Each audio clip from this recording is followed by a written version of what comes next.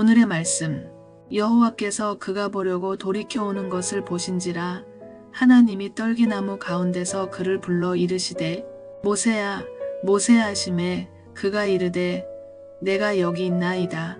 출애굽기 3장 4절 말씀. 우리는 삶의 여러 순간에 하나님의 때를 기다리며 살아가라는 부르심을 받습니다. 그러나 일상의 무게 속에 묻혀 하나님의 특별한 부르심을 잊곤 합니다.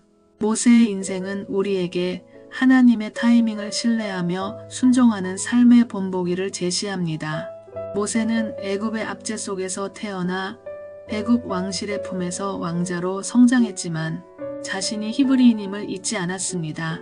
모세가 이스라엘 백성의 고통을 목도했을 때 자신의 힘으로 이스라엘 백성을 도우려고 했으나 살인자가 되어 미디안 광야로 피신해야 했습니다. 그리고 양을 치며 평범한 목자로 살아가게 되었습니다. 이때의 모세는 어떤 마음으로 살아갔을까요?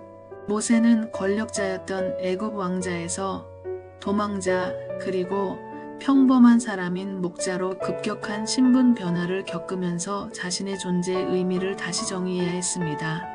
그는 내가 이집트인을 죽인 것이 의로운 행동이었는가? 아니면 충동적인 실수였는가? 내가 정말 하나님의 뜻을 따른 것일까? 아니면 내 분노를 참지 못한 것일까? 하고 자책하며 살았을 것입니다. 왕자였던 내가 지금은 양을 치고 있다. 나는 누구에게도 가치 없는 존재가 되었다. 내 인생은 끝났다.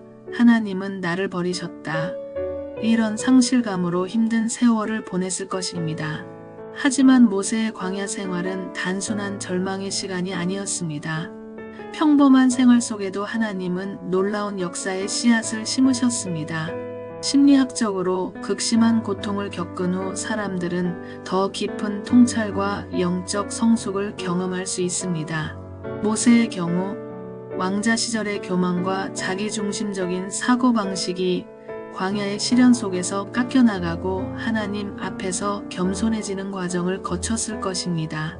40년이 지나 모세가 불타는 떨기나무 앞에서 하나님의 부르심을 받았을 때 그는 처음에는 두려워하며 거절하려 했습니다.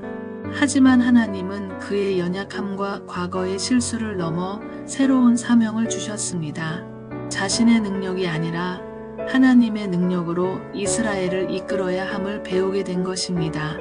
이 신비로운 만남은 모세의 평범한 삶 속에서 하나님의 놀라운 계획이 시작됨을 보여줍니다. 모세의 부르심은 단순한 개인의 변화가 아니라 이스라엘 백성을 애굽의 노예 상태에서 구원하신 하나님의 위대한 구원 계획의 시작이었습니다.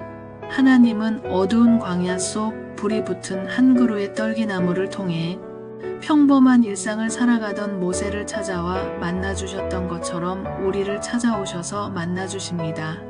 우리의 일상도 모세와 같이 평범해 보일지라도 그 속에 감춰진 하나님의 부르심과 계획이 있음을 기억해야 합니다. 오늘날 우리도 분주한 일상 속에서 불확실한 미래 앞에 서 있을 때, 과거로 인해 상실감과 자책감으로 힘들어하고 있을 때, 하나님의 때가 되면 우리를 찾아와 주실 것을 믿고 순종하는 용기를 가져야 합니다. 그러나 우리는 때때로 빠르게 변화하는 세상 속에서 하나님의 때를 기다리지 못하고 스스로 모든 것을 해결하려 합니다. 하지만 모세의 이야기는 우리에게 하나님의 때에 대한 신뢰와 순종의 중요함을 가르쳐 줍니다. 기다림은 결코 헛되지 않다는 것을 잊지 마십시오. 모세의 발자취를 따라 우리도 하나님의 때를 기다리는 믿음의 자세로 오늘을 살아가야 합니다. 기다림과 순종을 통해 주님의 뜻이 이루어지게 될 것입니다. 하나님의 때에 따른 놀라운 역사는 오늘 우리 삶에도 그대로 적용되기 때문입니다. 때로 평범하고 어려운 현실 속에 머무를지라도 하나님께서 이미 우리 각자에게 부여하신 부르심과 계획이 있음을 믿고 기다리십시오. 하나님은 우리의 일상 속에서, 우리의 작은 발걸음 속에서, 그리고 우리가 겪는 고난과 역경 가운데서도 우리의 기다림과 순종을 통해 위대한 변화를 이루실 준비가 되어 계십니다. 이 영상이 여러분의 일상 속에서 하나님의 임재와 때를 기다리는 믿음을 되새기는데 작은 힘이 되길 기도합니다.